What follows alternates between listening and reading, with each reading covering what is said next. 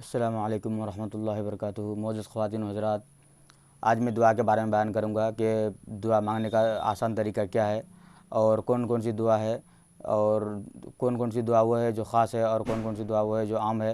क्या इन ख़ास और आम दुआ को एक वक्त में मांग सकते हैं? इन चीज़ों को मैं बयान करूँगा, तो आप हमारे साथ बने रहिए दोस्तों। सबसे पहले बात तो यही कि हम कुरान और हदीस से पहले इसकी दलील तलाश करेंगे। तो हदीस में आता है कि अल्लाह के नबी हुज़ूर पाक सल्लल्लाहु अलैहि वसल्लम इरशाद फरमाते हैं कि अद्दुआ मुखुल इबादा, कि दुआ जो है वो इबादत का मग़ज़ है, इबादत का जौहर है और ईमान यानी मुसलमानों का बहुत बड़ा हथियार भी है। तो दोस्तों, क्या एक वक्त में ख़ास दुआ और आम दुआ को मांग सकते हैं कि नहीं? तो सबसे पहली बात तो यही है कि आम दुआ किसे कहते हैं और ख़ास दुआ किसे कहते हैं। दोस्तों, आम दुआ उसे कहते हैं जो कभी भी और किसी वक्त भी मांगी जाए, जैसे जोहर की नमाज़ के बाद, असर की नमाज़, फजर, जोहर, असर, मगरिब, इशा, या फिर किसी भी वक्त में मांगी जाए, चाहे वो दिन के एतबार से हो, दुनिया के एतबार से हो, भलाई के एतबार से हो, या फिर रोज़ी के एतबार से हो, रोज़ी में बरकत कैसे आ जाए उसके मुतालिक हो, या फिर परेशानी दूर हो जाए कैसे, या कोई इंसान दुआ के लिए कहे, या फिर कोई इंसान दुआ के लिए, या फिर कोई इंसान मुसीबत या परेशानी के हाल में हो। तो इन तमाम चीज़ों के लिए अगर हम दुआ करें तो दुआ करने का तरीका यही है कि कभी भी इसको मांगे, इसके लिए कोई ख़ास टाइमिंग नहीं है। जैसे हम मान लें कि ज़ोहर की नमाज़ के बाद हम दुआ मांगे, तो कैसे दुआ मांगे? रब्बना आतिना फिद दुनिया हसना। तो ये दुआ वो है दोस्तों जो आम है, ख़ास नहीं है। इस दुआ को कभी भी मांग सकते हैं, चाहे तहज्जुद की नमाज़ के बाद मांगे, या फिर ज़ोहर की नमाज़ के बाद, या फिर असर वगैरह की नमाज़ के बाद मांगे। तो इसके लिए कोई ख़ास टाइमिंग नहीं है। अब मान लें कि ये तो हो गई आम दुआ, लेकिन ख़ास दुआ किसे कहते हैं? ख़ास दुआ इसको कहते हैं जो किसी ख़ास वक्त में मांगी जाए। जैसे बैतुल खुला जाएँ तो बैतुल खुला के लिए कि बैतुल खुला जाने से पहले कौन सी दुआ पढ़े, उसके बाद फिर जब बैतुल खुला से बाहर आए तो उसके लिए कौन सी दुआ है और वो कब पढ़ी जाएगी। मस्जिद में जाए तो मस्जिद के लिए में दाखिल होने के लिए कौन सी दुआ पढ़ी जाएगी।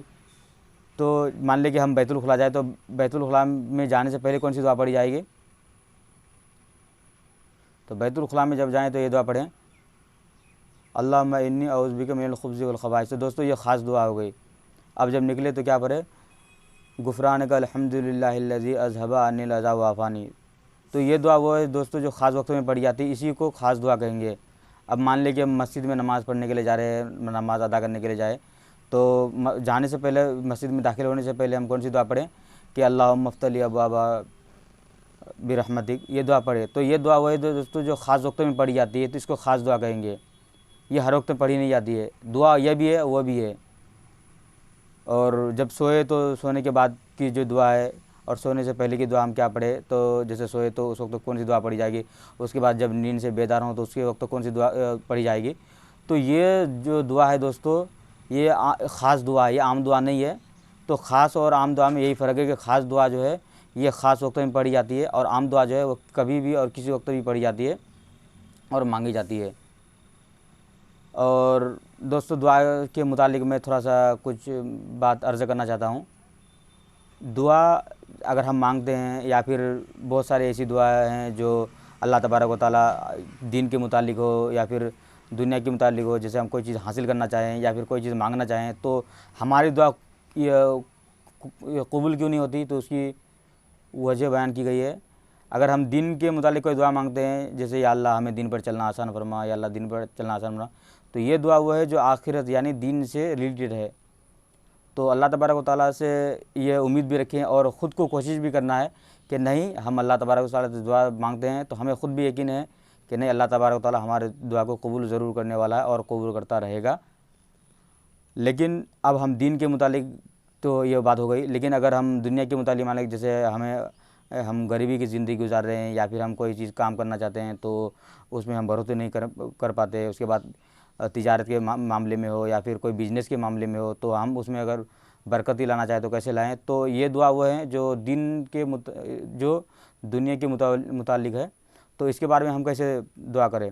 और ये दुआ वो है जो अगर कबूल ना होती है तो इसकी क्या वजह है? तो इसकी वजह यही है कि अल्लाह तबारक व तआला हमें ये आज़माना चाहते हैं, हमें ये देखना चाहते हैं कि क्या अगर मैं इस बंदे को इतना दौलत दे दूँ, इतना माल दौलत दे दूँ, तो कहीं वो गलत रास्ते में ना चले जाए, कहीं वो दीन से बेदीन ना हो जाए। तो इसी वजह से अल्लाह तबारक व तआला हमें आज़माते हैं, और अल्लाह तबारक व तआला का वादा है कि अल्लाह तबारक व तआला हमें दुनिया में भी इज़्ज़त देंगे और आखिरत में भी इज़्ज़त देंगे। हमें घबराने की कोई ज़रूरत नहीं। आज आप पूरी दुनिया में देख लें, अभी के ज़माने नहीं, सहाबा के ज़माने से देख ले, सिद्दीकीन, शुहदा, सालिहीन, अम्बिया के ज़माने में भी देख ले, अल्लाह तबारक व तआला ने अगर दौलत दी, सबसे ज़्यादा दौलत दी तो किसे दी? क्या मुसलमानों को दी या गैरों को दी? आप देखिए, सीरत की किताबों में देखिए, इतिहास में देखिए, अगर दौलत अगर ज़्यादा दी तो किसको? गैर मुस्लिमों को दी। क्यों? अल्लाह तबारक व तआला अगर देना चाहते तो मुसलमानों को नहीं देते क्या? मुसलमानों से अल्लाह तबारक व तआला की कोई दुश्मनी है? तो दोस्तों बात ये नहीं है, बात ये है कि अगर अल्लाह तबारक व तआला मुसलमानों को अगर ज़्यादा दौलत दे तो कहीं वो दौलत के पीछे ना भागे और दीन को ना कहीं वो छोड़ दे। तो इस वजह से अल्लाह तबारक व तआला जो मुसलमानों को वो दौलत और माल दौलत है वो कम ही देते हैं।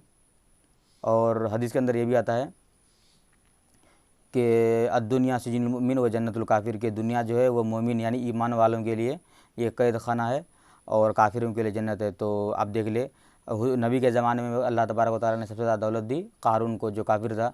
और अभी के ज़माने में आप अगर देख ले मानतालों की लिस्ट में तो देख लीजिए, बिल गेट्स है, उसके बाद रतन टाटा है, और उसके बाद फिर इलोन मस्क है, उसके बाद जेफ बीजोस है। तो ये तो वो हजरत हैं जिन्हें अल्लाह तबारक व तआला ने दौलत तो दी, मगर दीन के काम और दीन की जो अहम उमूर है और इस्लाम कबूल करने की उनको तौफीक नहीं दी। और हमारी सबसे बड़ी खुशी है कि अल्लाह तबारक व तआला हमें, जैसे हम ज़िंदगी गुजार रहे हैं, अल्लाह तबारक व तआला खुश है कि हम नबी के मुताबिक ज़िंदगी गुजार रहे हैं, सुन्नत के मुताबिक ज़िंदगी गुजार रहे हैं। तो हमें दौलत के पीछे नहीं भागनी है। अल्लाह तबारक व तआला कुरान मजीद के अंदर और बहुत सारी चीज़ों के अंदर यह इरशाद फरमा चुका है कि मेरे बंदो, तुम्हें ख़ास तौर पर यह किया जाता है, ऐलान किया जाता है कि तुम जो हो वो दुनिया पैदा करने के लिए और दुनिया कमाने के लिए नहीं पैदा किए गए हो, बल्कि महज मेरी इबादत के लिए पैदा किए गए हो। वमा खलक़तुल जिन्ना वल इंसा इल्ला लियअबुदून, कि मैंने इंसान और जिन्नात को महज अपनी इबादत के लिए पैदा फरमाया। तो दोस्तों हमें घबराना नहीं चाहिए कि अल्लाह तबारक व तआला हमें दौलत क्यों नहीं दी, उसके बाद गैरों को दी। तो ये अल्लाह ताला का दस्तूर है। अल्लाह जिसे देना चाहते हैं तो बहुत देते हैं और जिसे नहीं देना चाहते हैं तो कुछ भी नहीं देते हैं। तो अल्लाह ताला से हमें नाराज़ नहीं होना।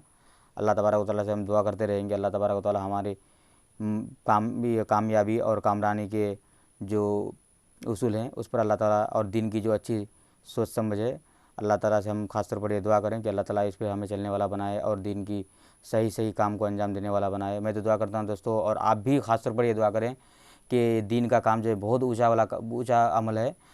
और मैं तो, मेरी ख्वाहिश तो ये है कि आलिम उलमा के ज़रिए से अल्लाह तबारक व तआला, और ख़ास तौर पर मैं अपने आप को शुमार करना चाहता हूँ कि मेरे ज़रिए से अल्लाह और बहुत सारे आलिम उलमा जो दिन की खिदमत करना चाहते हैं, जो दुनियावी काम या किसी और मुसीबत की वजह से जो रुके हुए हैं, जो नहीं कर पाते हैं, तो इन तमाम चीज़ों को अल्लाह ताला हटाए और जमात में निकलने के लिए बनाए और दीन दूसरे तक पहुँचाने के लिए बनाए।